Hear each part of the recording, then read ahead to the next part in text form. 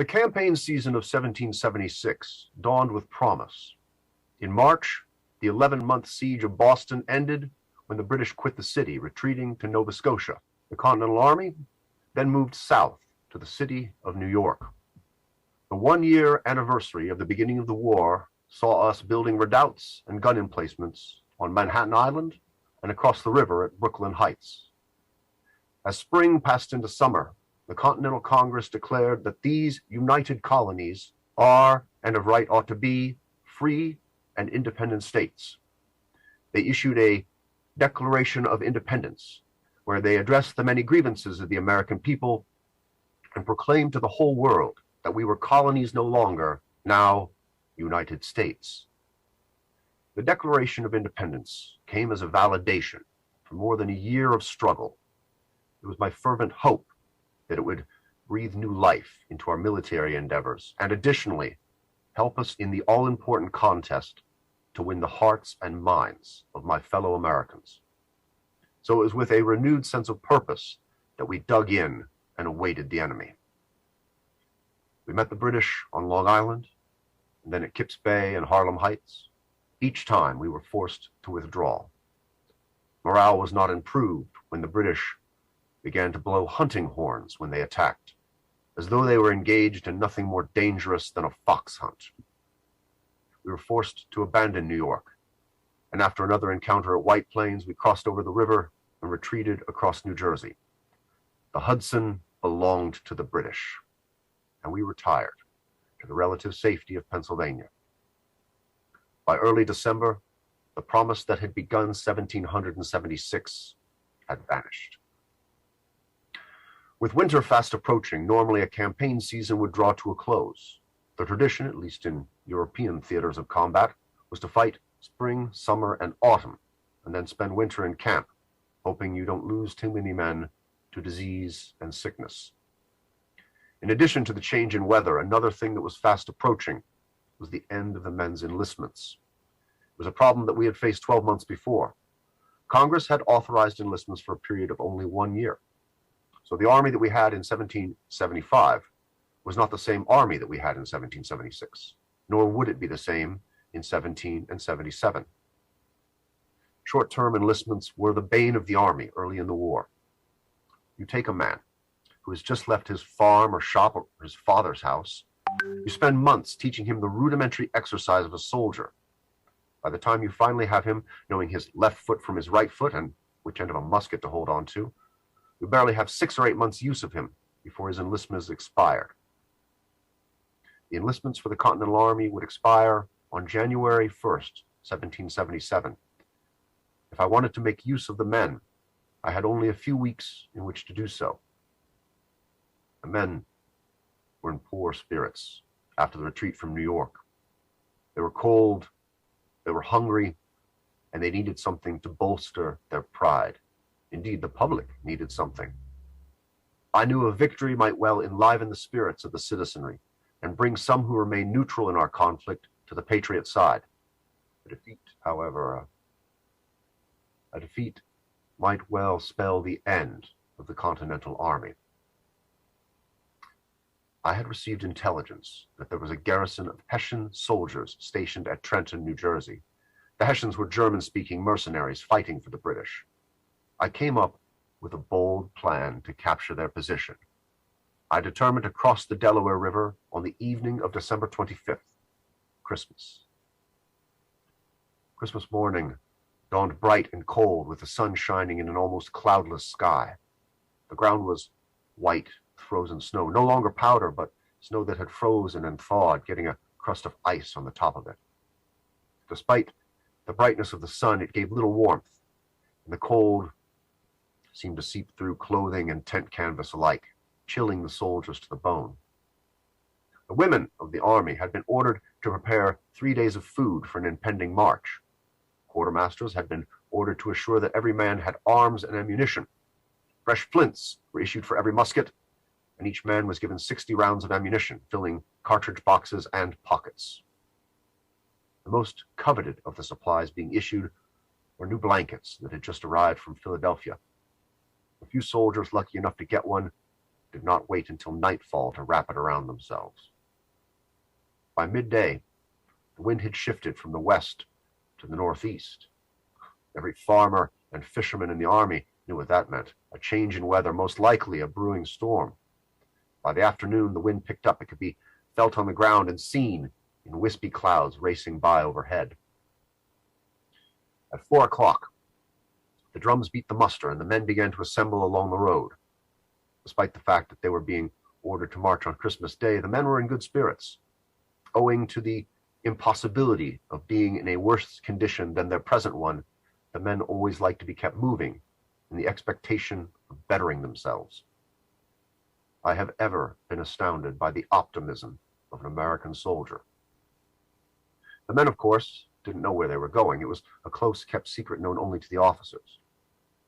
The plan for the attack was to get into the tree line out of sight before the sun went down, and then make our approach to the river under cover of darkness. The main body of the army would cross with me at McConkey's Ferry, about 10 miles above Trenton. General Ewing would then take a smaller force, cross just south of the town, with orders to hold the bridge over the Assunpink Creek to prevent the enemy from retreat. Colonel Cadwaller's militia would cross at Bristol in order to occupy the Hessian forces garrisoned at Burlington, New Jersey, thus keeping them from coming to the aid of the Hessians at Trenton. And finally, General Putnam was to cross at Philadelphia and join the South Jersey militia.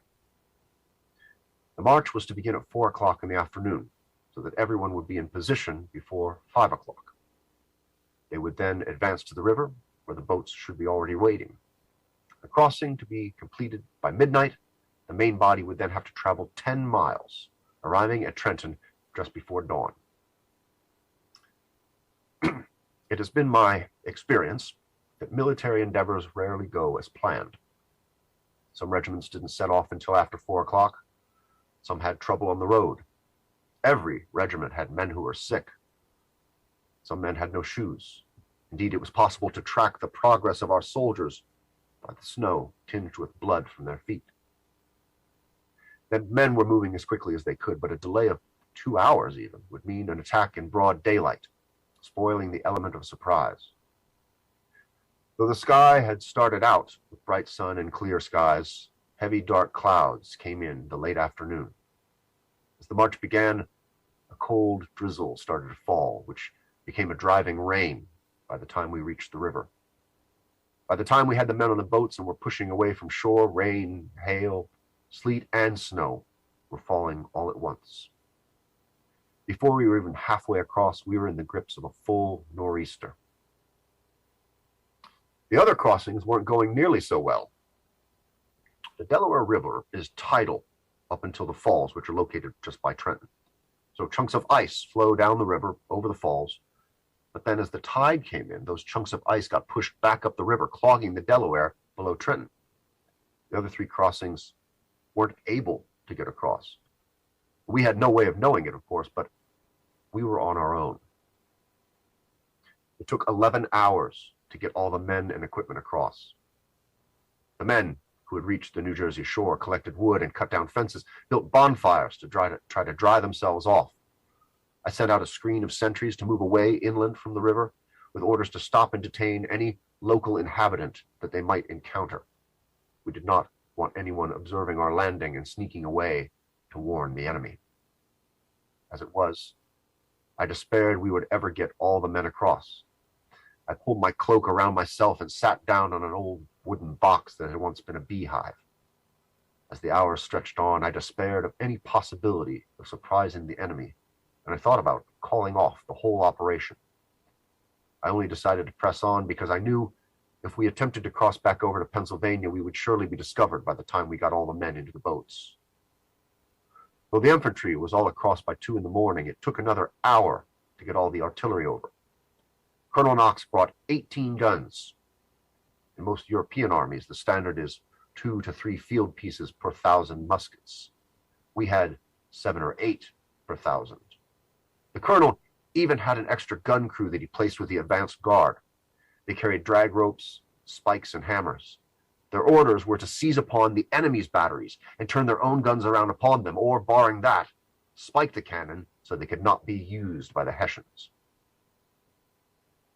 Once ashore, it took another hour to get the men into position to march. The officers all knew their place in the column before we left Pennsylvania, but it took some time to get the men organized in the dark, with the storm still biting down upon us. First in line were the advance companies, ordered to operate independently, advancing as quickly as possible to within 2 or 3 miles of the town, and there to put up roadblocks to keep anyone from going in or out of Trenton. Next came Adam Stevens' Virginia Regiment, whose orders were to attack the enemy's sentries and pickets. Behind them came the rest of the army, divided into 2 columns under Generals Sullivan and Greene. They would march for a time together and then split, with Sullivan's army advancing along the river on the right and Greene attacking the town from the north. Of course, at that point we still thought we had men attacking from the south and east, since we had no way of knowing that the other crossings had failed. By the original plan of attack, we were supposed to be in position for the attack by 5 o'clock a.m. But it was 4 o'clock when we began our 10-mile march. The road away from the river was to the northeast, straight into the storm. Men who had dried off by the bonfires were soon soaked again as they made their way up a rocky hill for 1.5 miles to an elevation of about 200 feet above the Delaware. As we got to the top of the plateau, we reached Bear Tavern Road, where we turned to the south. The rain and the sleet had turned the road into a solid sheet of ice, but at least it was level. We made better time. That is, until we came to Jacob's Creek, a small stream that had cut a deep ravine into the New Jersey countryside. It's treacherous enough for the men to march down, but there was no way that the cannon could be hauled down there by horse. A 6-pound cannon, with side boxes of ammunition and trail boxes for equipment, weighs more than a ton. It would have quickly killed any horse that tried to pull it downhill. Instead, we had to unhitch the horses, pull out the drag ropes, using trees as mooring posts to level the guns, lower them down slowly into the bottom of the ravine, more than 100 feet below our starting point. Once up the other side of the ravine, the ground gradually sloped uphill till we came to an open plateau. The ground was level, but having left the tree cover behind, we were completely exposed to the nor'easter. At least 2 soldiers simply laid down at the side of the road and froze to death. Gradually, the plateau gave way to a long, smooth downslope. We once again had to make adjustments for the artillery, though this time we did not have to unlimber the horses. We had to have men on the drag ropes to act as brakes, keeping the artillery carriages from running over the poor animals. By the time we caught up to the advanced parties 2 miles outside the town, it was 7:30 in the morning, and the sun was up, though we could see no hint of it through the storm. I gathered my officers around me in a brief council of war, and it was discovered that many of the men's arms were wet. Indeed, not only were their muskets wet, but many of the cartridge boxes had been exposed as well. It was very likely that a goodly number of our weapons would be unable to fire. I was with General Greene's division on the north side of the town. Not knowing how many of our weapons would fire, I gave the order to advance and charge. As we broke through the tree line, running through the falling snow, we saw a Hessian officer emerge from the door of a cooper's shop. I saw him look right and left down our lines as though he were trying to decide who we were. Doubtlessly, he thought we were a returning patrol at first. He was dissuaded of this notion when one of the men fired at him, narrowly missing. He dashed into the shop, and a moment later, a company of Hessians poured out, formed up, and began to fire. Our men fell into ranks and gave them 3 ragged volleys, driving them back. Moments later, I heard cannon fire coming from the west side of town. General Sullivan had engaged on the right flank. Despite the difficulties and delays, we had still managed to surprise the enemy. And it was not the meticulous planning, friends, no. It was the storm. It was the tenacity of the American spirit and the endurance of the American soldier that allowed us to push the Hessians back to the center of town. There is a myth, sometimes perpetuated among Americans, regarding the Battle of Trenton, that the Hessians were suffering from the barrel fever, having been drunk in Christmas celebrations the night before. As the battle progressed, we saw no evidence of that. The enemy, particularly those at the outpost, formed up in good order and fought well, even while retreating, pausing at each building or intersection to return fire. The regiments that formed up in the center of town had evidently been sleeping in uniform with weapons and ammunition close at hand. They turned out as soon as their kettle drums sounded the alarm. Even the horses used to move their artillery had been stabled with harnesses on, ready for an attack. However, we had the element of surprise and superior numbers. And the effect of our artillery that took that extra hour to come over so many guns brought to bear upon the enemy could not be overstated. In addition, General Knox had stationed a battery of howitzers on the Pennsylvania shore, which joined in and bombarded the center of the city when they heard our attack across the river. In 90 minutes, we had taken the town along with almost 1,000 enemy captured. Around noon, we began to move back to the boats with our prisoners and captured supplies. Among the spoils were 40 hogsheads of rum, which I ordered to be destroyed. However, some of the men availed themselves of this libation, perhaps thinking that drinking it was the most sensible means of destroying it. More men fell out of the boats on the way back than had on the way over. News of the victory at Trenton spread. This had two effects. Among Americans, it was proof that the Continental Army could stand up against a European foe and win. The enemy, it was seen as proof that the Americans could strike anywhere. They began to look out from their winter quarters into the snow, thinking that Washington and his rebels might appear at any moment. New Jersey was like an anthill that had been kicked.